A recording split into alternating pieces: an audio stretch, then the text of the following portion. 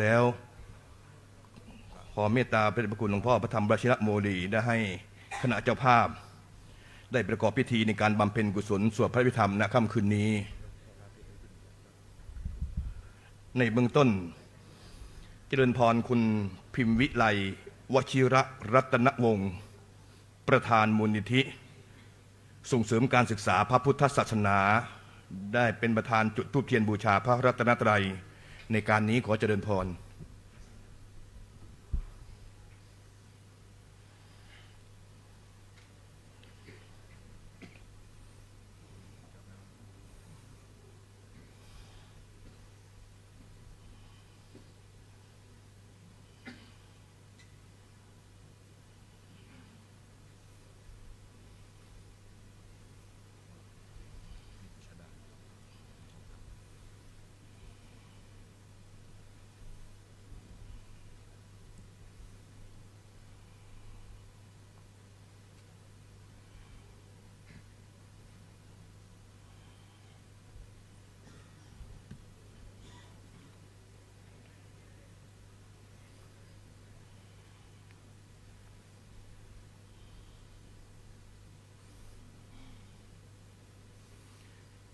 ในการนี้ขอเจริญพรคุณสุชาดากิราธิวัฒน์รองประธานมูลนิธิวัจดวาธรรมิกะอุบาสิกาวัจดวาจุดเทียนส่งธรรมในโอกาสนี้ขอเจริญพร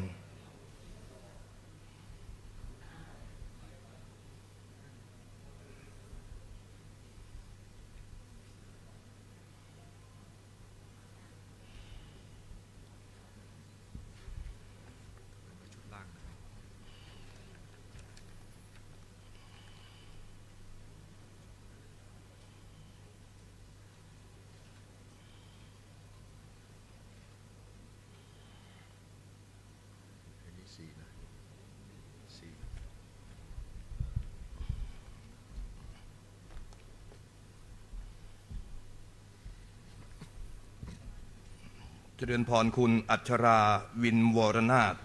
กรรมการที่ปรึกษามูลนิธิและเป็นศิษย์ที่อุป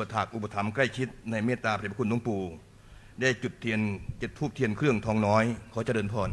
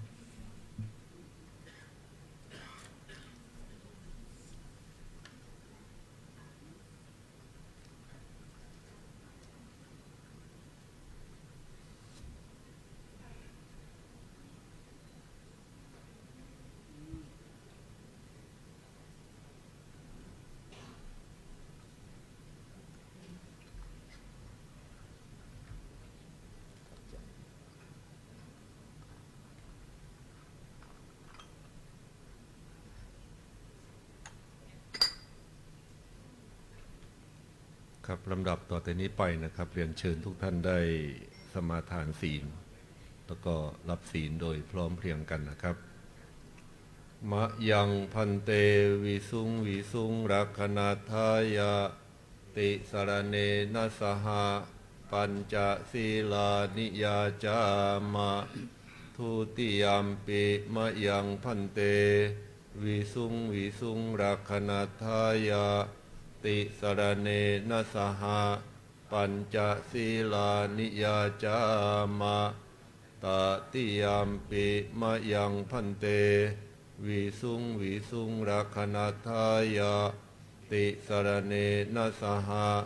ปัญจศีลานิยาจามะ นะโมตัสสะภะคะวะโตอะระหะโต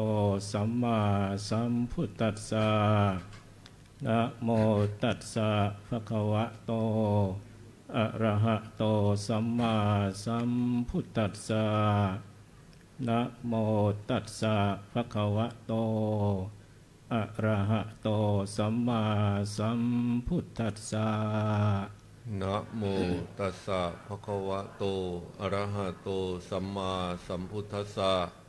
นะโมตัสสะภะคะวะโตอะระหะโตสัมมาสัมพุทธัสสะนะโมตัสสะภะคะวะโตอะระหะโตสัมมาสัมพุทธัสสะ พุทธังสรณังคัจฉามิ พุทธังสรณังคัจฉามิ ธัมมังสรณังคัจฉามิ ธัมมังสรณังคัจฉามิ สังฆังสรณังคัจฉา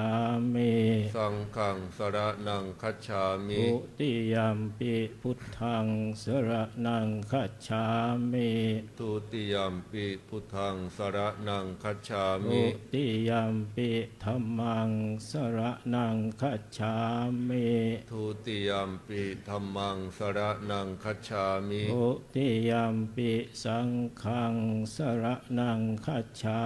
มิ ทุติยัมปิสังฆังสรณังคัจฉามิ ตติยัมปิพุทธังสรณังคัจฉามิ ตติยัมปิพุทธังสรณังคัจฉามิ ตติยัมปิธัมมังสรณังคัจฉามิ ตติยัมปิธัมมังสรณังคัจฉามิ ตติยัมปิสังฆังสรณังคัจฉามิ ตติยัมปิสังฆังสรณังคัจฉามิ ติสรณะขมานังนิทิตัง อามะพันเต ปานาติปาตาเวระมณีสิกขาปะทังสมาธิยามิ ปานาติปาตา เวรมณีสิกขาปะทังสมาธิยามิ อะทินนาทานาเวระมณีสิกขาปะทังสมาธิยามิ อาทินนาทานา เวรมณีสิกขาปะทังสมาธิยามิ กาเมสุมิจฉาจารา เวระมณีสิกขาปะทังสมาธิยามิ กาเมสุมิชาจารา เวรมณีสิกขาปะทังสมาธิยามิ มุสาวาทาเวระมณีสิกขาปะทังสมาธิยามิ มุสาวาทา เวรมณีสิกขาปะทังสมาธิยามิ สุราเมรยะมัชฌะปมาทฐานา เว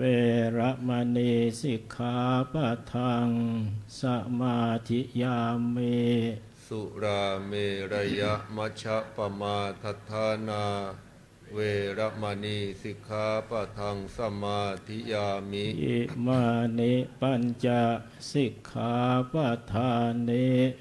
สีเลนะสุขติงยันติ สาธุ สีเลนะโภกสัมปทา สาน ธุ สีเลนะนิพุตติงยันติตัสมาสีลังวิโสทะเย ในลำดับนี้ขอเจริญพรคุณสมจิตพินสนอรองประธานมูลนิธิส่งเสริมการศึกษาพระพุทธศาสนา จุดธูปเทียนเครื่องทองน้อย เบื้องหน้าหีบศพขอเจริญพร อ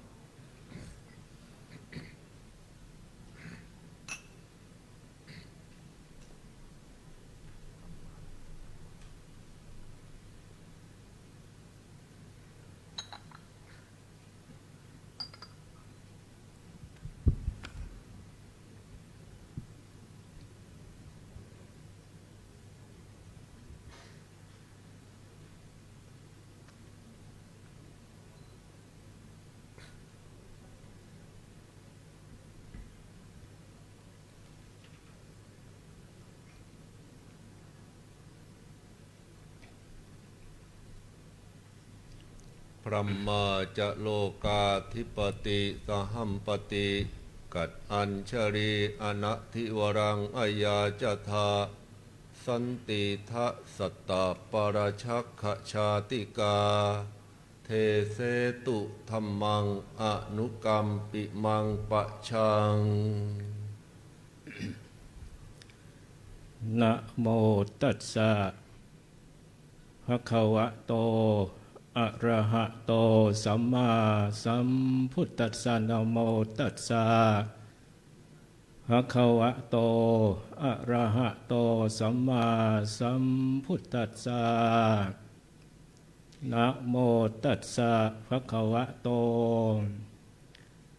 อะระหะโตสัมมาสัมพุทธัสสะนัตถิกัมมังสมังพลังติเอณบัดนี้จะได้แสดงปฐมเทศนา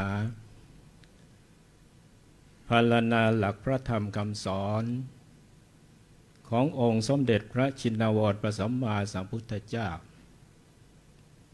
เนื่องด้วยวันนี้เป็นวันธรรมสวนะขึ้น8 ค่ำเดือน 4วาระหนึ่งและอีกวาระหนึ่งก็คือพิธีบำเพ็ญกุศลเพื่ออุทิศถวายแด่พระเดชพระคุณท่านเจ้าคุณพระราชพรหมาภรณ์อดีตที่ปรึกษาเจ้าคณะเขตยานนาวาสาธรอดีตผู้ช่วยเจ้าวาดวัดยานนาวาพระอารามหลวงแห่งนี้เพื่อเป็นเครื่องสดับสติปัญญาส่งเสริมศรัทธาความเชื่อประสาทาความเลื่อมใสของท่านสาธุชนทั้งหลายผู้เป็นพุทธบริษัทจนกว่าจะสมควรแก่เวลาซึ่งท่านทั้งหลายชีวิตของเรานั้นที่ผ่านมาก็มีเหตุการณ์เกิดขึ้นของแต่ละคนแตกต่างกันไปอายุที่เราได้มานั้นนั่นก็หมายความว่าเราได้สูญเสียชีวิตของเราไปทุกวันทุกปีไปลองพิจารณาดูให้ดีแต่ว่าเราเนี่ยกำลังเดินทางไปสู่ความตายอยู่ทุกลมหายใจเข้าออกไม่รู้ว่าวันพรุ่งนี้นั้นจะมีแก่เราหรือเปล่าก็ไม่ทราบไม่มีใครจะมารับประกันเราได้ว่าวันพรุ่งนี้มะรืนนี้เดือนหน้าปีหน้าเราจะยังคงอยู่มีชีวิตอยู่ต่อไปก็ไม่มีใครจะรับประกันเราได้งั้นท่านทั้งหลาย ชีวิตของเรานั้นมาจากไหนชีวิตของเราก็มาจากบาปหรือมาจากผลบุญกุศลที่เราทำไว้และชีวิตเราอยู่เพื่ออะไรเนี่ยเราอยู่กันเนี่ยเราอยู่เพื่ออะไรเราต้องมาอยู่เพื่อสร้างกรรมใหม่หรือพัฒนากรรมให้มันดีกว่าที่เป็นอยู่ในฝ่ายกุศลแล้วก็การอยู่นั้นเมื่อเราทำแล้วผลนั้นก็จะเกิดขึ้นต่อคือรับผลของกรรมหรือผลของการกระทำนั้นแล้วชีวิตเราจะไปไหนแล้วทีนี้เราก็จะไปสู่ใน1ทุกขติภูมิหรือจะไปสุคติภูมิอย่าไป2 อย่างแค่นี้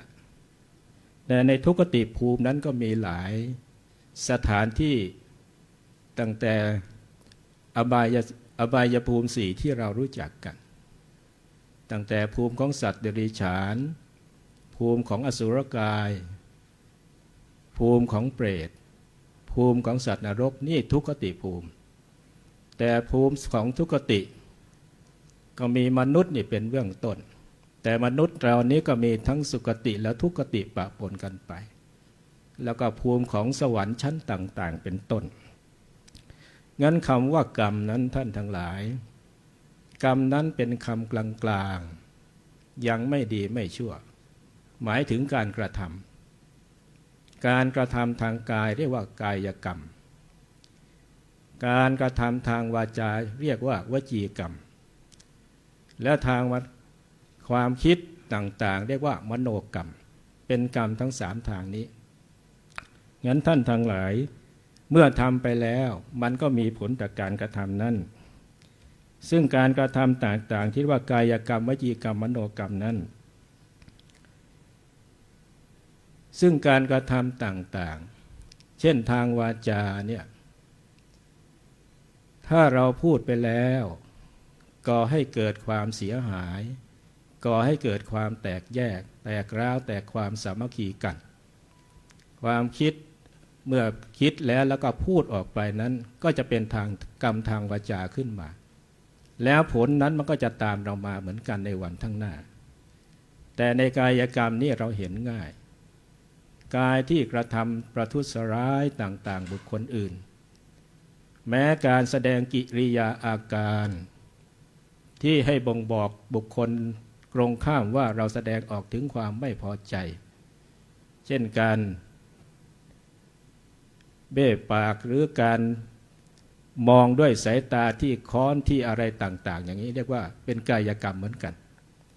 แต่ทางมโนกรรมนั้นก็คือการคิดอิจฉาริษยาอาฆาตมาตร้ายเมื่อคิดไปแล้วมันก็เป็นกรรมอีกเช่นเดียวกันงั้นการกระทำนั้นเมื่อเราตายไปแล้ว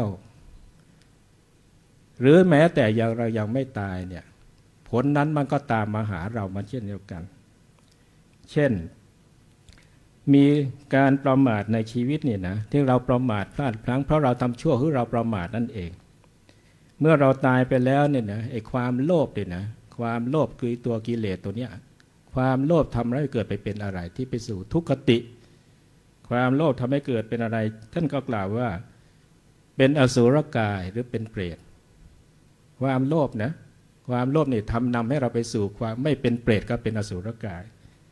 แต่ถ้าความโกรธเนี่ยนำเราไปสู่นรกนะงั้นใครบุคคลใดก็ตามในขณะที่จิตระดับนั้นมีความโกรธมีอารมณ์ที่เนี่ยเบื้องต้นนี่ต้องไปนรกก่อนเลยหรือใครที่มีความโลภอยู่ขณะที่จิตจะดับเนี่ยนะในเบื้องต้นเนี่ยต้องไป2 อย่างนี้ก่อนไม่เปรตก็อสุรกายแต่อีกประเภทหนึ่งตายด้วยความหลงขณะที่ลุ่มหลงอยู่เนี่ยหลงไม่รู้ว่าอะไรคือดีอะไรคือชั่วท่านบอกว่าตายแล้วไปเป็นสัตว์เดรัจฉานมีตัวอย่างอยู่เรื่องหนึ่งเรื่องของพระภิกษุรูปหนึ่งในสมัยพุทธกาลชื่อว่าพระติสสะพระติสสะรูปนี้เป็นพระภิกษุที่ยังบวชได้ไม่นานแต่เมื่อท่านได้บวชมาแล้วตั้งใจศึกษาปฏิบัติด้วยดีเป็นพระสุปฏิปันโนอีกรูปหนึ่งอยู่มาวันหนึ่งโยมพี่สาวแท้ๆเกิดความเลื่อมใสในตัวน้องชายด้วยในพระพุทธศาสนาด้วยก็นิมนต์ท่านไปถวายภัตตาหารที่บ้านและโยมพี่สาวก็ตั้งใจว่าจะถวายไกรจีวรสักไกรหนึ่งเพื่อบูชาคุณของพระรัตนกายแล้วก็เพื่อที่จะให้พระน้องชายได้ห่มได้ใช้ด้วยก็เลือกสรรแต่ผ้าที่ดีๆเลยปรากฏว่าเมื่อถวายแล้วพระติสสะผู้เป็นพระน้องชายก็รับได้ความเต็มใจแล้วก็ชอบมากกับพระไกรนี้ชอบมากถูกใจแล้ววันนั้นก็ฉันอะไรก็รู้สึกว่าอร่อยไปหมดพอกลับไปถึงวัดด้วยเหตุใดไม่ทราบคืนวันนั้นพระติสสะนะจิตใจก็ยังผูกพันกับจีวรไกรนั้นอยู่บังเอิญว่าไอ้ธาตุไฟไม่ยอมย่อยอาหารก็ทำให้ท่านถึงแก่มรณภาพไปในคืนนั้นน่ะดูสิโยมกลางวันนี่ยังอยู่ดีมีสุขร่าเริงอยู่เลยกลับไปในค่ำคืนนั้นกลับมรณภาพไปในคืนนั้นแต่จิตของท่านผูกพันกับไกรจีวรไกรนั้น รู้ไหมว่าท่านเคยเกิดเป็นอะไรเมื่อจิตดับไปแล้ว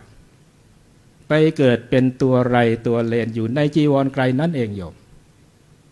ดูสิว่าชีวิตความเป็นพระแท้ๆน่ะพระสุปฏิปันโนด้วยนะไม่ได้ทำผิดอะไรเลยด้วยจิตผูกพันด้วยความหลงในไกรจีวรไกรนั้นน่ะจิตดับในค่ำคืนนั้นยังไปเป็นตัวไรตัวเลนอยู่ไกรจีวรตัวนั้นในไกรนั้นจากพระภิกษุไปเป็นสัตว์เดรัจฉานเห็นไหมว่าพอจิตมันดับเนี่ยภพภูมิเนี่ยมันจะไปตามสิ่งที่เรากระทำไว้มันจะจำแนกแยกแยะว่าเราจะไปภพภูมิไหนจะไปเป็นอะไรกรรมมันจะจัดสรรเองปรากฏว่าเมื่อท่านได้ถึงแก่การมรณภาพแล้วเราภิกษุที่อยู่ในพระอารามเดียวกันก็เป็นธรรมเนียมเป็นระเบียบของสงฆ์ว่าเมื่อพระภิกษุรูปใดรูปหนึ่งได้ถึงแก่การมรณภาพไปแล้วทรัพย์สมบัติของพระภิกษุรูปนั้นต้องตกเป็นของสงฆ์ทันทีนะไม่ได้เป็นของใครรูปใดรูปหนึ่งทั้งสิ้นตกเป็นของสงฆ์ส่วนรวมในวัดนั้นปรากฏว่าพระภิกษุก็เห็นไกรจีวรก็จะแบ่งกันรูปนั้นก็จะเอาผ้าสังฆาติรูปนั้นก็จะเอาจีวรรูปนั้นก็จะเอาสบงปรากฏว่าภิกษุติสสะที่ไปเกิดเป็นตัวเรนอยู่ในไกรจีวรนั้นร้องว่าอย่าเอาจีวรผมอย่าเอาจีวรผมแต่ภิกษุเหล่านั้นฟังไม่รู้เรื่องไม่ได้ยินแต่คนที่ได้ยินผู้ที่ได้ยินคือองค์สมเด็จพระสัมมาสัมพุทธเจ้าของเราพระองค์เห็นเหตุการณ์นั้นก็เลยเสด็จมาว่าดูก่อนภิกษุทั้งหลายขอพวกเธออย่าเพิ่งแบ่งไกรจีวรไกรนี้เลยถ้าเธอมีความเคารพในพระติสสะเพราะถ้าเธอแบ่งกันณเวลานี้พระติสสะจะมีความโกรธพวกท่านทั้งหลายแล้วความโกรธนั้นก็จะนำติสสะนั้นจากเป็นตัวเลนก็จะไปตกนรกอีกนะดูสิตัวสัตว์ในฉานตัวเลนถ้าโกรธก็จะต้องไปเป็นสัตว์นรกอีกดูสิตัวกรรมเลยไหมตัวกิเลสตัวเนี้ยเห็นไหมพระองค์ก็กล่าวว่าขอให้เวลาผ่านไป7 วันก่อนพวกเธอจึงค่อยแบ่งกันถามว่าทำไมต้อง7 วันท่านก็บอกว่าอายุไขของตัวเลนตัวไรตัวนั้นนะมีอายุเพียงแค่7 วันก็เขาก็จะดับไปตายไปนั่นเองภาวะของความติดสาที่เป็นตัวเลนนั้นก็หมดไปเห็นไหมหมดไป7 วันก็ไปเกิดในภพภูมิที่ดีขึ้นตามบุญกุศลที่ท่านได้ทำมานั่นท่านจะเห็นว่าตัวอะไรที่มันเป็นตัวเหตุนำเราไปสู่ความเป็นหรือความมีความได้อะไรต่างๆในชีวิตเราแม้ตัวเราที่เกิดมาในภพชาตินี้เราก็ไม่ได้เกิดมาลอยๆเราเกิดมาด้วยเหตุด้วยปัจจัยที่เราได้กระทำมาอดีตที่มันส่งผลให้เราต้องมามีมาเป็นมาได้สิ่งนั้นอะไรที่มันไม่ใช่ของเราที่เราไม่ได้สร้างเหตุปัจจัยไว้ก่อนนั้นเราจะแสวงหาอย่างไงก็แล้วแต่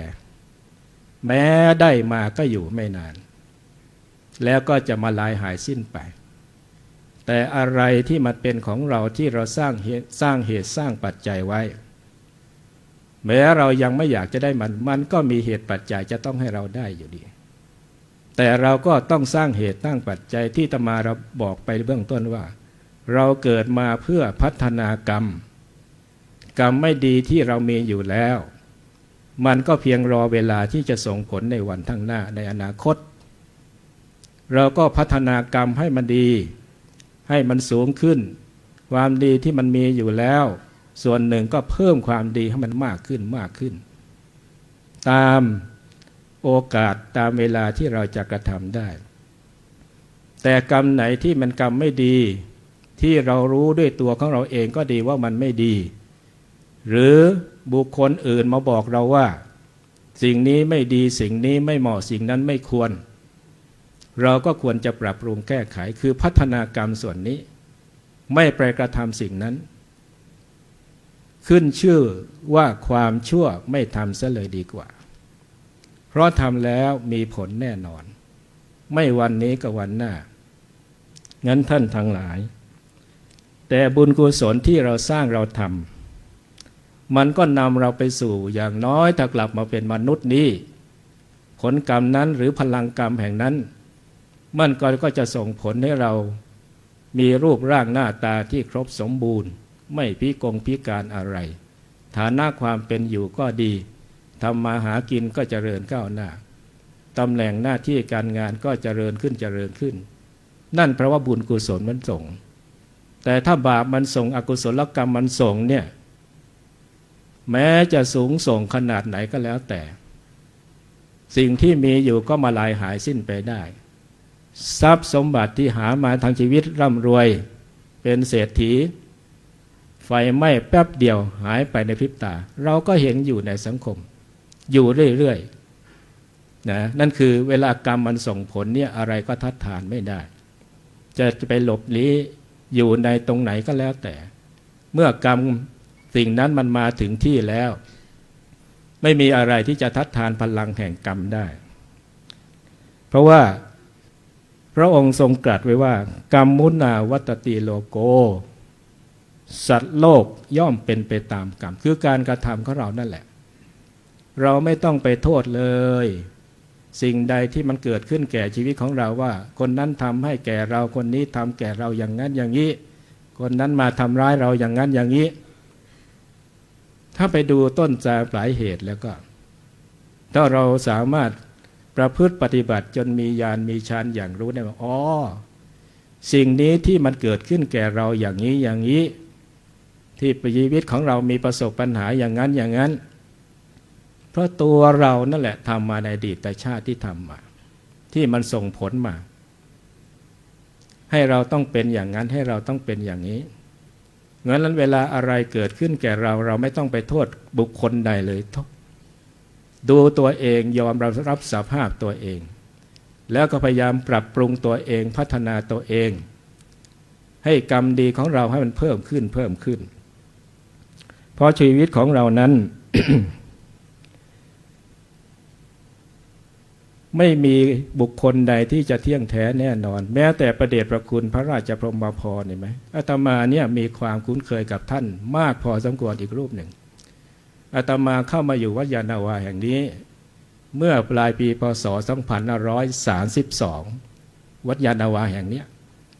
ศาลาอาคารมหาเจษฎาหลังนี้ยังไม่เกิดโยมสมัยนั้นศาลาตรงนี้เป็นศาลาการเปลี่ยน2 ชั้นศาลารอบๆเป็นศาลาตั้งมาเป็นกุศลศพรอบๆเนี่ยตรงสถาบันแม่ชีนี่เป็นเมนลอยไม่ใช่เมนลอยเป็นเมนเนี่ยตรงท้ายเรือสำเภาเนี่ยเป็นเมนตั้งเป็นเมนหน้าเรือสำเภาที่ร.3 นี่ก็เป็นศาลา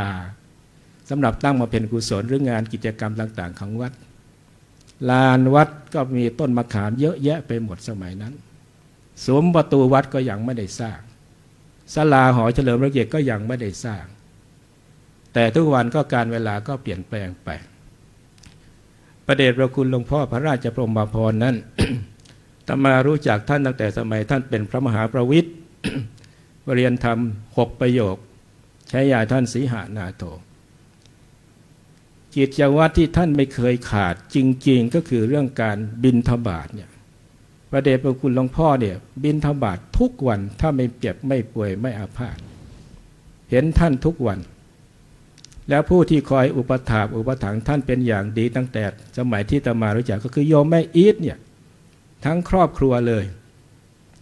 ดูแลพระเดชพระคุณหลวงพ่อมาอย่างดีจนวาระสุดท้ายจนถึงปัจจุบันที่ถึงแก่มรณภาพไปเนี่ยแล้วท่านก็มีอยู่ครั้งหนึ่งท่านไปบิณฑบาตเนี่ยปรากฏว่าจะด้วยวิบากกรรมอะไรของท่านก็ไม่ทราบเดินบิณฑบาตไปจะข้ามถนนม้าลายตรงหน้าเนี่ยโรบินสันเนี่ยแต่ทุกวันนี้เป็นเซนทรัลแล้วสมัยนั้นเป็นโรบินสันทางม้าลายเส้นนั้นเลยท่านจะข้ามไปรับบาตรโยมฝั่งโน้นท่านก็เดินข้ามไปปรากฏว่ารถเก๋งรถกระบะก็จอดแล้วแต่มีมอเตอร์ไซค์คันหนึ่งมันวิ่งระหว่างช่องเลนชนท่านนะบาดกระเด็นเข้ากระจายเลยปรากฏว่าขาท่านหักหัวท่านแตก ไปรักษาอาการกว่าจะมาสามารถทำจิตต่างๆได้แต่ก็ไม่ดีเหมือนเดิมท่านก็ยังเดินขาไม่ค่อยดีเหมือนเดิมแต่ก็สามารถอยู่มาได้แต่ถ้ามองจุดนั้นก็อาจจะเป็นวิบากอะไรของท่านบางอย่างได้ดีที่มันมาส่งผลณเวลานั้นและท่านก็มีชีวิตอยู่ได้มาด้วยความเรียบร้อยดีงามตลอดจนมาท่านได้รับเป็นเจ้าคณะผู้ปกครองเป็นเจ้าคณะแขวงยานนาวาเขต 1เนี่ยมีท่านเจ้าคุณวีรพลเนี่ยวันนี้ท่านก็มาสนองงานในพระเดชพระคุณเป็นเลขานุการเจ้าคณะแขวงยานนาวาเขต 1จนท่านขยับได้ขึ้นเป็นเจ้าคณะเขตยานนาวาสาธรสมัยนั้นคณะสงฆ์การปกครองคณะสงฆ์เขตนี้เขตยานนาวากับเขตสาธรเนี่ยรวมกันเป็น1เขตคณะสงฆ์โดยมีพระเดชพระคุณหลวงพ่อพระราชพรหมพรเนี่ยจากเป็นเจ้าคณะแขวงยานนาวาเขต 1ก็ดูแล5วัดในแถบนี้มีวัดยานนาวาวัดสุทธิวัดลุ่มวัดดอนวัดดอกไม้เป็นต้นท่านปกครองคณะสงฆ์ได้ดีตลอดมาจนขยับขึ้นเป็นเจ้าคณะเขตพระเดชพระคุณเจ้าคุณพระราชวชิโรดมหรือเจ้าคุณสุนันท์ของเราเนี่ยสมัยนั้นท่านเป็นเจ้าคุณชั้นสามัญที่พระสุธีธรรมนาถก็ขึ้นมาเป็นเจ้าคณะแขวงยานนาวาเขต 1แทนท่านช่วยการปกครองดูแลคณะสงฆ์ในส่วนตัวของอาตมาภาพก็ได้เป็นเลขานุการเจ้าคณะแขวงยานนาวาเขต 1ซึ่งสนองงานพระเดชพระคุณทั้งส่วนแขวงทั้งส่วนเขตกับท่านเจ้าคุณวีรพลแล้วก็ทำงานด้วยกันมาหลายปีจนกว่าท่านจะหมดวาระไปจนท่านได้เป็นที่ปรึกษาเจ้าคณะเขตยานนาวาสาธรท่านเจ้าคุณพระราชวชิโรดมก็ได้ขึ้นเป็นเจ้าคณะเขตแล้วก็มีท่านเจ้าคุณสิรินี่นั่งอยู่นี่พระสิริธีรคุณก็ขึ้นได้เป็นเจ้าคณะแขวงยานนาวาเขต 1ได้สนองงานคณะสงฆ์ในแถบนี้ด้วยดีเสมอมาจากนั้นก็พระเดชพระคุณท่านเจ้าคุณสิริเกษียณก็ยกเป็นที่ปรึกษาคณะแขวงยานนาวาเขต 1ตัวอาตมาภาพก็ได้รับแต่งตั้งให้เป็นเจ้าคณะแขวงยานนาวาเขต 1แทนท่านเจ้าคุณสิริธีรคุณปรากฏว่าเป็นรูปสุดท้ายของเจ้าคณะแขวงยานนาวาเขต 1เพราะว่าคณะสงฆ์โดยมหาเถรสมาคมมีมติแยกการปกครองคณะสงฆ์ซึ่งเดิมรวมกัน2เขตให้แบ่งเป็น2เขตคือเขตสาธรกับเขตยานนาวา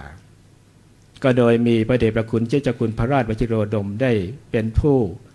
ปกครองเจ้าคณะเขตแล้วก็ปัจจุบันนี้ก็มีท่านอาจารย์พระครูอาทร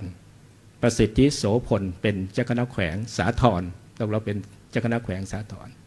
โดยมีอาตมาภาพในเป็นคณะแขวงยานนาวาเขต 1รูปสุดท้ายนะก่อนที่จะเปลี่ยนแปลงมาซึ่งก็ได้สนองงานท่านเป็นพระที่เข้าใกล้และเย็นท่านไม่เคยว่าใครมีแต่แนะนำสั่งสอนว่าอันนั้นควรอันนี้ไม่ควรอันนั้นเหมาะอันนี้ไม่เหมาะและท่านจะยิ้มแย้มแจ่มใสเสมอท่านเจ้าคุณพระราชพรหมพรเนี่ยเป็นพระมหาเถระที่เข้าใกล้และเย็นเราร้อนไปเนี่ยไปหาท่านคือเย็นงั้นก็นี่คือเป็นปฏิปทาของท่านที่ท่านสนองงานคณะสงฆ์เป็นอย่างดีถึง5เจ้าวาดด้วยกันอย่างที่ปรากฏที่เราได้รับรู้รับทราบไปนั้นแต่อย่างไรก็แล้วแต่ท่านทั้งหลายแม้เราจะมีอายุมากมายขนาดนั้นแต่ที่สุดของชีวิตของทุกชีวิตอย่างที่อาตมากล่าวว่าเราเนี่ยกำลังเดินทางไปสู่ความตายอยู่ทุกลมหายใจเข้าออกขอให้เราเตือนตัวเองไว้อยู่เสมอว่าวันพรุ่งนี้อาจไม่มีสำหรับเราก็ได้แล้วก็เร่งทำคุณงามความดีเพราะว่าท่านทั้งหลายการย้ายบ้านย้ายที่อยู่ทรัพย์สมบัติเราเอาติดตัวไปได้หมดแต่การย้ายภพย้ายภูมิไปภพภูมิหน้าทรัพย์สมบัติเราอะไรไปไม่ได้เลยแม้แต่ชิ้นเดียวสิ่งที่มันจะเป็นเสบียงต้นทุนเราจริงๆคืออะไรบุญกุศลและกรรมฝ่ายอกุศลที่เราทำเท่านั้นที่มันจะตามเราไปได้จริงๆ ไปส่งผลเราได้จริงๆฝ่ายกุศลก็จะนำเราไปสู่ภพภูมิที่ดีที่เจริญถ้าจะกลับมาเป็นมนุษย์ก็ไม่ใช่มนุษย์คนนี้หน้าตาก็ไม่ใช่หน้าตาอย่างนี้ถ้าเราทำคุณงามความดีหน้าตาดีกว่านี้ฐานะความเป็นอยู่ดีกว่านี้ยศถาบรรดาศักดิ์ตำแหน่งหน้าที่การงานดีกว่านี้เพราะบุญมันส่งแต่ถ้าบาปมันส่งเราก็อย่างน้อยก็ไปตกนรกไปตัดไปเป็นสัตว์เดรัจฉานไปเป็นอสุรกายไปเป็นเปรตเป็นสัตว์นรกเห็นตัวอย่างที่มายกกับพระติสสะเห็นไหมแค่จิตลุ่มหลงแค่นั้นน่ะแค่จิตผูกพันในพระไกรนั้นตายไปยังไปเป็นสัตว์เดรัจฉานเป็นเตือนตัวเลนเลยนับภาษาอะไรคนที่ทำกรรมหนักๆโยมอนุมานไปนับภาษาอะไรคนที่ทำกรรมหนักๆนั้นจะไปเกิดภพภูมิใดเราก็ลองอนุมานดูว่าจะไปเกิดภพภูมิไหนท่านทั้งหลายอันกำลังพลังใดในโลกนี้พลังกรรมมีฤทธิ์กล้าเหนือฟ้าฝนจะดีเด่นเป็นใครในสากลหนีไม่พ้นผลกรรมที่ทำมาเราเกิดมาเพื่อตายมิใช่อยู่ทุกคนจะต้องสู่ความเป็นผีเมื่อเกิดมาเป็นคนได้ทั้งทีก็ควรสร้างความดีติดตัวไปจะได้เป็นสุขไม่ทุกข์ยากไม่คับแค้นลำบากเมื่อเกิดใหม่ใครทำดีย่อมสุขแท้จงแน่ใจใครทำชั่วทุกข์ยากไร้ย่อมถึงตนเร่งบำเพ็ญทานศีลและภาวนาแสวงหาแต่สิ่งที่เป็นบุญกุศลทรัพย์ภายนอกเป็นของโลกโศกระคนทรัพย์ภายในประดับตนพ้นทุกข์เอ่ยท่านทั้งหลายความชั่วแม้ใจเราอยากจะทำนะความชั่วนะแม้ใจเราอยากจะทำก็จงฝืนจงรับยับยั้งระงับเพื่อไม่ให้เราไปกระทำความชั่วนั้นไม่ว่าทั้งทางกายทางวาจาและทางใจเพราะถ้าเราไปทำแล้วความเดือดร้อนความวุ่นวายความเสียหายก็จะเกิดขึ้นแก่ตัวเราและก็ฝ่ายตรงข้ามและสถานที่นั้นๆนี่ฝ่ายความชั่วนะต่อไปฝ่ายความดีที่เรียกว่าบุญกุศลหรืออกุศลกรรมเนี่ยแม้ใจเราไม่อยากจะทำความดีนะแม้ใจเราไม่อยากจะทำแต่ท่านจงฝืนกระทำมันเถิดไอ้ความดีเนี่ยเพราะบุญนั้นมันจะส่งผลให้เราอยู่ดีมีสุขมีความเจริญก้าวหน้ายิ่งขึ้นไปจึงฝากบทสรุปที่ว่าความชั่วแม้ใจอยากจะทำก็อย่าไปทำฝ่ายดีแม้ใจไม่อยากจะทำก็จงฝืนทำมันแล้วชีวิตของท่านจะไม่มีวันตกต่ำในทั้งชาตินี้และชาติหน้างั้นก็ท่านทั้งหลายวันนี้เป็นวันธรรมะสวนะขึ้น8 ค่ำเดือน4และก็ประกอบกับวิธีบำเพ็ญกุศลเพื่ออุทิศถวายแด่พระเดชพระคุณหลวงพ่อท่านเจ้าคุณพระราชพรหมพรประวิตรศรีหานาโถผู้ได้ถึงแก่การมรณภาพนั้นขอให้เรามางานนี้แล้วขอให้ท่านเป็นครูสอนเราได้เป็นอย่างดีว่าชีวิตของพระเดชพระคุณหลวงพ่อนั้นมีอายุยืนยาวมาต้อง76 ปีกว่าท่านได้ทำอะไรไว้มากมายแต่ที่สุดท่านก็วางไว้หมดไม่สามารถเอาอะไรไปได้เลยนี่แหละสอนเราได้เป็นอย่างดีท่านสอนเราโดยไม่ต้องพูดแต่คือเป็นสัจธรรมของชีวิตดูท่านแล้วก็ย้อนมาดูตัวเราว่าอ๋อวันหนึ่งวันข้างหน้าเราก็จะต้องเป็นอย่างนี้แหละจะต้องประสบเหตุคือการเสียชีวิตอย่างนี้แหละวันนี้เรามีชีวิตอยู่เร่งกระทำคุณงามความดีให้มากที่สุดที่จะมากได้เดินไม่ได้ก็นั่งทำนอนทำก็นอนทำได้เช่นบางเช่นเจริญจิตตภาวนาก่อนจะหลับก็จะนอนก็เจริญไปบุญของเราทั้งนั้นแหละ เราทำเราได้เราไม่ทำเราก็ไม่ได้ เราอย่าไปรอว่าโอ้ยคนนั้นจะทำให้เราคนนี้จะทำให้เรา สู้เราทำได้ตัวก็เราเองไม่ได้หรอกเราทำได้ตัวก็เราเองมั่นใจเรามั่นใจส่วนใครจะทำให้เราในวันข้างหน้าจะอุทิศให้เราวันหน้าก็เป็นสิ่งที่ดีงามที่จะมาเพิ่มมาพูนเราทั้งหน้างั้นก็ท่านทั้งหลาย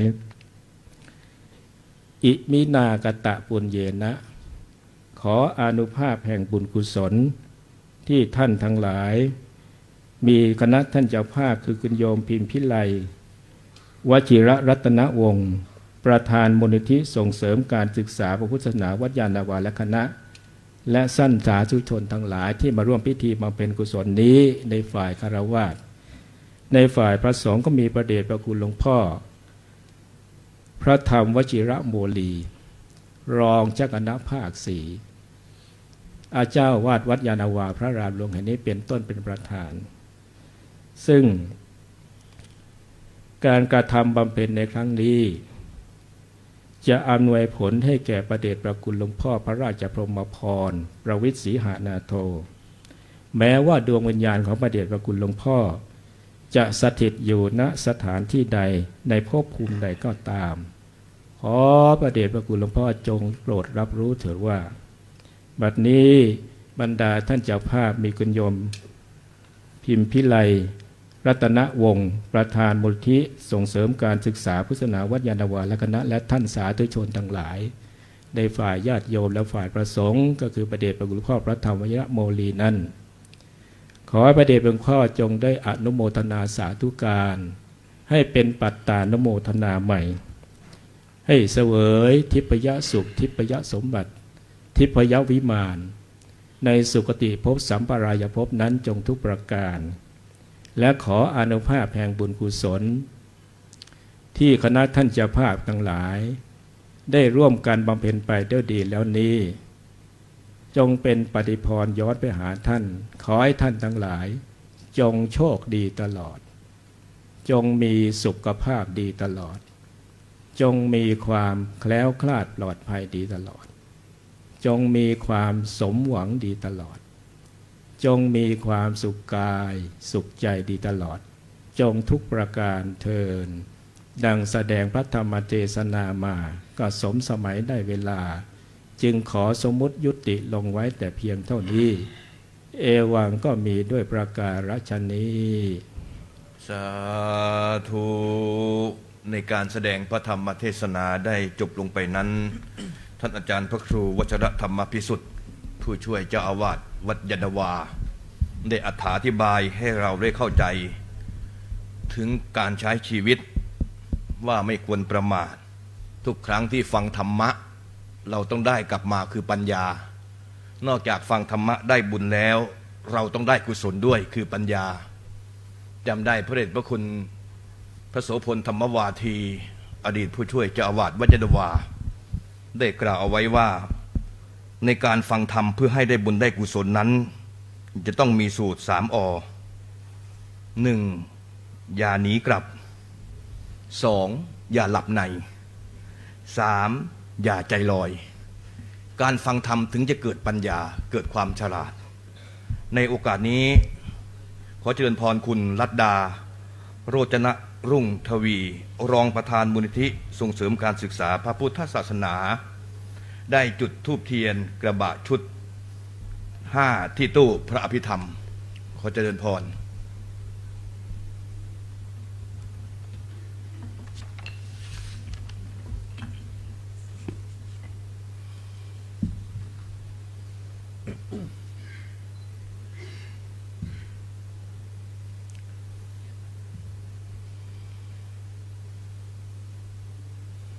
นะโมตัสสะภะคะวะโตอะระหะโตสัมมาสัมพุทธัสสะนะโม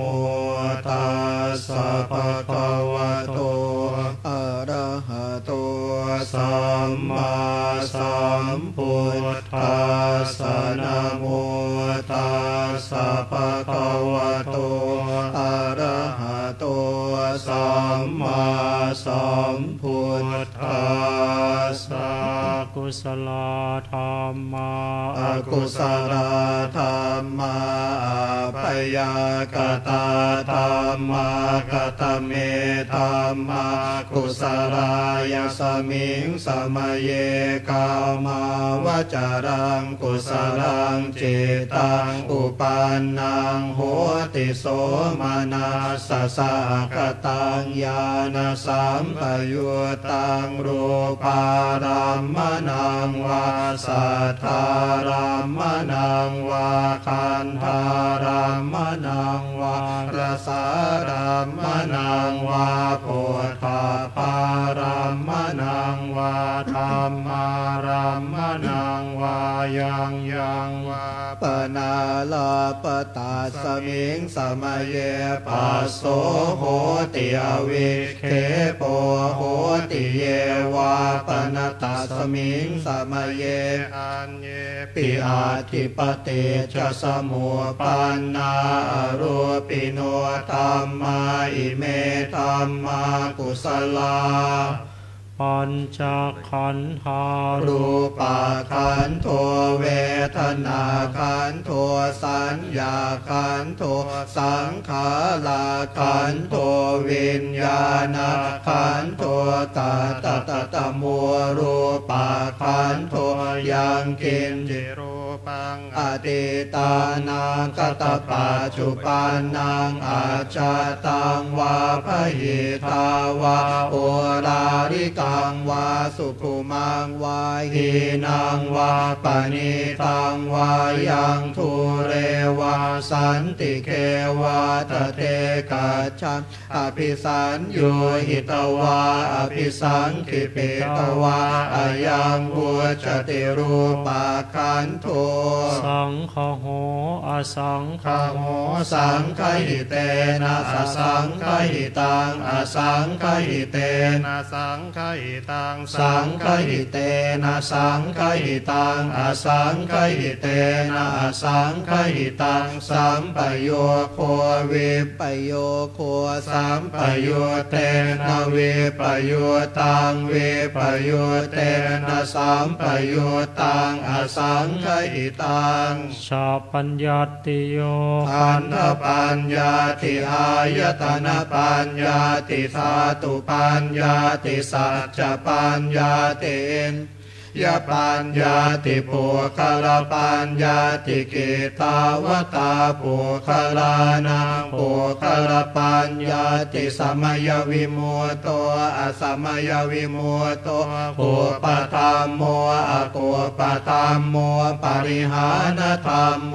อปริหานธรรมโมเจตนาปาปัวอนุรักขณาปาปัวปุตุชโนโคตรปัวปยุปารโตอปยุปารโตปาปาคมโนอปาปาคมโนนิยโตอนิยโตปฏิปันนโตปะเรติโตอะระหะอะระหะตายปฏิปันโนโอคโลโอปลาปฏิสัจจิกาตปรมาเทนาติอามันตาโยสัจจิกาโตปรมาโทตโตโสปุคโลอุปลาปฏิสัจจิกาตปรมาเทนาตินาเหวังวาสาเปอาชานาหินิกาหันติปุคโลอุปลาปฏิสัจจิกาตปรมาเทนะเตนะวตาเรวตาเพโยสัจจิกาโทปรมาโทตโตโสปุคโลอุปลาปฏิสัจจิกาตปรมาเทนาติมิจฉาเยเกจิกุสลธรรมาสาเพเตกุสลมูลาเยวาปนกุสลมูลาสาเพเตธรรมากุสลาเยเกจิกุสลธรรมาสาเพเตกุสลมูเรนะเอกมูลาเยวาปนกุสลมูเลนะเอกมูลาสาเพเตธรรมากุสลา เหตุปัจจโย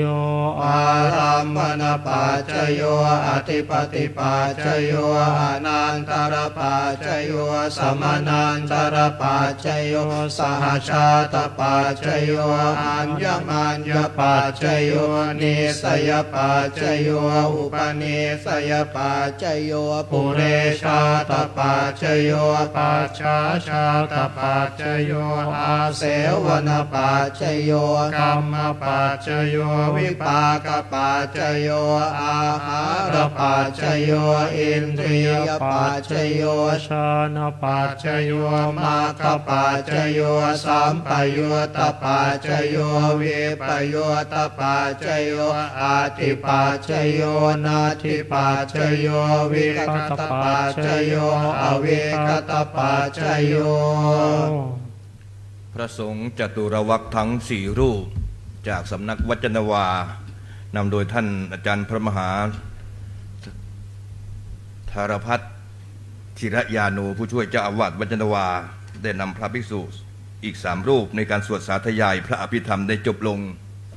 เพื่อเป็นการบำเพ็ญบุญกิริยาวัตถุในส่วนของทานามัย ขอเมตตาในร่มบารมีธรรมพระเดชพระคุณพระธรรมวชิระโมลี พร้อมคณะสงฆ์อีก4 รูปในการทอดผ้าไตรบังสุกุล ซึ่งประกอบไปด้วยดังต่อไปนี้ 1. พระเดชพระคุณพระธรรมวชิระโมลี 2. ท่านอาจารย์เจ้าคุณพระศรีวชิราภรณ์ 3. ท่านอาจารย์เจ้าคุณพระสุธีวชิรปฏิภาณ 4. พระครูอาทรประสิทธิโสพลวิปัสสนา และ 5. พระครูโกศลวิบูลย์กิจวิปัสสนา ได้ทอดผ้าบังสุกุลขอกราบพระนาด้วยความเคารพครับ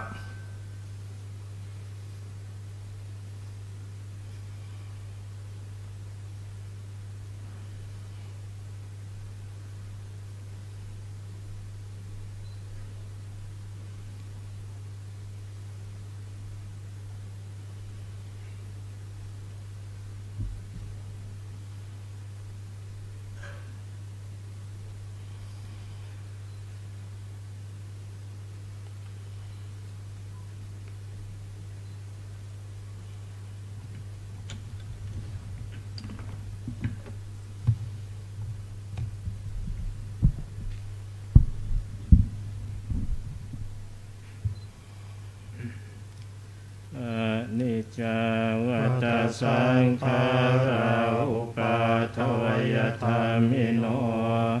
อุปาชิตวานิโรชันติเตสังอุปสมโมสุโข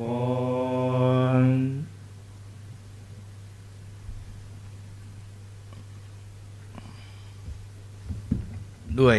มูลนิธิส่งเสริมการศึกษาพระพุทธศาสนามีหลายท่านที่มาร่วมงานในครั้งนี้ได้ปรารภเจตนาที่จะขอโอกาสได้ถวายกับปิยพันธ์ในเมตตาพระเดชพระคุณพระธรรมวชิระโมลีพระเดชพระคุณพระสิริธีรคุณและพระครูพิบูลจิตจานุยุทธทั้ง3 รูปนี้ก่อนในเบื้องต้นในโอกาสนี้ขอเจริญพรมูลนิธิส่งเสริมการศึกษาพระพุทธศาสนาทั้งหมดได้เข้าถวายกับปิยพันธ์แด่พระเดชพระคุณพระธรรมวชิระโมลีในการนี้ขอเจริญพรด้วยมูลนิธิส่งเสริมการศึกษาพระพุทธศาสนานี้ได้ทำนุบำรุงวัดยานวาทำนุบำรุงศูนย์ศึกษาพุทธศาสนาวัดยานวาด้วยดีเสมอมาพระเดชพระคุณหลวงปู่เป็นกรรมการมูลนิธิที่ก่อตั้งเมื่อปีพุทธศักราช 2526 เป็นต้นมาวันนี้ท่านทั้งหลายที่อยู่ตรงนี้นะโดยเฉพาะคุณอัชราเป็นลูกศิษย์ยุคบุกเบิกต้นมองเห็นวัดยานวาทุกสิ่งอย่างที่เมื่อก่อนนั้นเป็นแบบไรแล้วเจริญมาถึงขนาดนี้ก็เลยพร้อมใจในการเข้าถวายกับปิยพันธ์แด่พระเดชพระคุณพระธรรมวชิระโมลีทั้งนี้ทั้งนั้นเพื่อน้อมอุทิศถวายแด่พระเดชพระคุณหลวงปู่และได้ถวายในรูปที่2พระเดชพระคุณพระสิริธีรคุณพระครูพิบูลจิตจานุยุทธตามลำดับอันนี้เป็นเพียงส่วนหนึ่งที่ศิษยานุศิษย์ทั้งหลายคณะกรรมการมูลนิธิส่งเสริมการศึกษาพระพุทธศาสนาที่สะดวกได้มาร่วมในการนี้โดยเฉพาะหลวงพ่อพระสิริธีรคุณเป็นพระมหาเถระอีกรูปหนึ่งที่เป็นกรรมการมูลนิธิได้ประชุมได้ดูแลศูนย์ศึกษาพุทธศาสนาได้สอนให้กับศิษยานุศิษย์ทั้งหลายเหล่านี้ในการเรียนรู้หลักธรรมะเลยมาวันนี้ เพื่อน้อมอุทิศถวายแด่พระเดชพระคุณหลวงปู่ก็เลยขอถือโอกาสในเบื้องต้นในการถวายกัปปิยพันธ์แด่พระสงฆ์ทั้ง3รูปก่อนในเบื้องต้นก็ถือว่าเป็นความงดงามของศิษยานุศิษย์ทั้งหลายที่จะจากไปหลายปีแต่ไม่เคยลืมกลับมาที่วัดจันทวามีงานกิจกรรมบ่อยครั้งมูลนิธิแห่งนี้ตอนนี้บริหารโดยคุณพิมพ์วิไลวชิระรัตนวงศ์ซึ่งเป็นประธานมูลนิธิเพราะฉะนั้นวันนี้ก็ต้องขอชื่นชมและอนุโมทนาบุญกับไมตรีจิตที่มีให้ในการนี้และในโอกาสนี้จะได้เจริญพรฐานบดีทั้ง5ท่านได้เข้าถวายกับปิยพันธ์บูชาธรรมกันเทศและกับปิยพันธ์แด่พระสงฆ์จตุรวรรคทั้ง4รูปเบื้องต้นขอเจริญพรคุณสุชาดาจิราธิวัฒน์รองประธานมูลนิธิวัดจันทวาคุณบรรหารบุญเจริญได้ถวายองค์พระธรรมถึกรูปที่1ท่านที่2คุณพิมพ์วิไลวชิระรัตนวงศ์ท่านที่3คุณสมจิตพินสนอท่านที่4คุณอัชราวินวรนาถท่านที่5คุณรัตดาโรจนะรุ่งทวีพร้อมทั้งคุณบรรเพ็ญศรีวรเวียงและคณะกรรมการมูลนิธิทุกท่านได้เข้าถวายในการครั้งนี้ขอเจริญพรเพราะว่าเราได้มาน้อมลำลึกสำนึกในคุณงามความดีพระเดชพระคุณหลวงปู่ที่เคยพร่ำสอนเราที่เคยเห็นตอนที่พระเดชพระคุณหลวงปู่นั้นยังมีชีวิตอยู่ได้อุปถัมภ์อยู่เสมอเรื่อยมาวันนี้ในความเป็นศิษยานุศิษย์ได้มาทำบุญอุทิศให้ในการครั้งนี้เป็นคณะใหญ่ของมูลนิธิ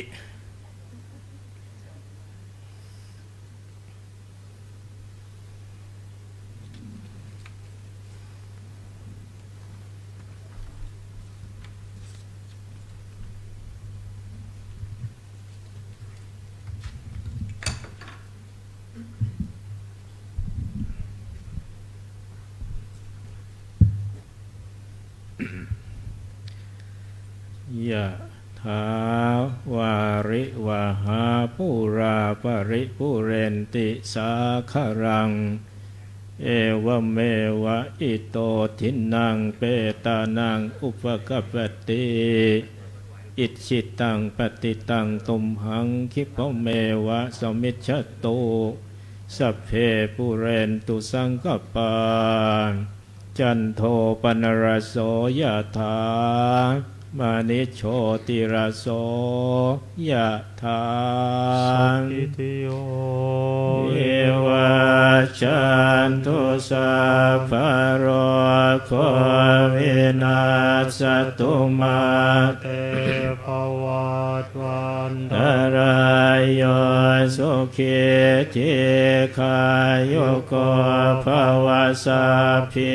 ติโยวิวัชชันตุสัพพะโรโควินาศตุมาเตภวัตวันตรายโยสุขิติขายุโกภวสัพพิติโยวิวัชชันตุสัพพะโรโควินาศเตภวัตวันตรายโยสุขิติขายุโกภวะอภิวังเลสเนจังโอทาพระจายโนจัตตารโอธรรมังวัฏันติอายุวันโนสุขังพลังอัฏฐาสิเมอัฏฐาสิเมยาติเมตังสขาชเมเปตานันทาคินันทาชาปุเพกตมโนสรังนหิโรนังวาโสโกวายาวันยาปริเทวนานาตังเปตานามาทายะเอวังติตันติ ยาเตโยอายัญญโคทาคินาสังฆามิสุปฏิทิตาทิคาราตังอิตายาสถานโสอุปกาปฏิโสยาติธรรมโมจะอายังนิทัสสิโตเปตานโพชาจักตาอุลาราภลัญญภิกขุนามโนปทินนางตุมเมหิปุญญังปัสสุตังอนาปกันติภวตุสัพพมังคลังรากันตุสัพพะเทวตาสัพพะพุทธานุภาเวโสทิภวันตุเตภวตุสัพพมังคลังรากันตุสัพพะเทวตาสัพพะธรรมานุภาเวนัสตตาโสทิภวันตุเตภวตุสัพพมังคลังรากันตุสัพพะเทวตาสัพพะสังฆานุภาเวนัสทาโสทิภาวันตุเต พิธีกราบลาพระพร้อมๆกันนะครับอะระหังสัมมาสัมพุทโธภควาพุทธังภควันตังอภิวาเทมิสวากขาโตภควตาธัมโมธัมมังนามัสสามิสุปฏิปันโนภควโตสาวกสังโฆสังฆังนะมามิ ในนามคณะสงฆ์วัดจันทวาซึ่งมีพระเดชพระคุณพระธรรมวชิระโมลีขออนุโมทนาบุญขอบคุณกับพระภิกษุพระเถรานุเถระทุกๆรูปตลอดจนถึงฐานบดีทุกๆท่านที่ได้มาร่วมในพิธีบำเพ็ญกุศลสวดพระอภิธรรม